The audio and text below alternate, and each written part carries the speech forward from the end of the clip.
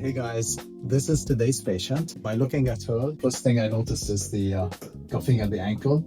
The foot looks normal, tells me it's stage 3 lipedema. She's not into lipolymphedema yet. I haven't seen her yet. That's based on her preoperative pictures that was sent by the patient. She's got more fullness on the right hip than that side. She's got fullness on the inner knee, fullness on the outer knee.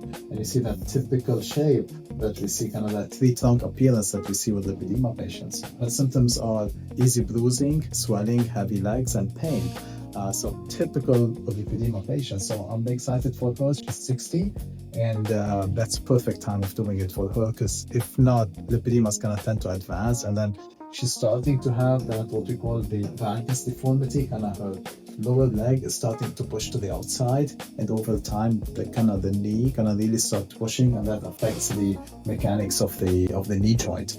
And a lot of these patients end up with knee replacement, not because of the knee, it's because of the lipedema. Fat weight on the knee itself damages the knee, and these patients ultimately end up needing knee replacement, and some of them the knee replacement fails, and so one problem leads to many other problems. So super excited for her. She's coming from Connecticut.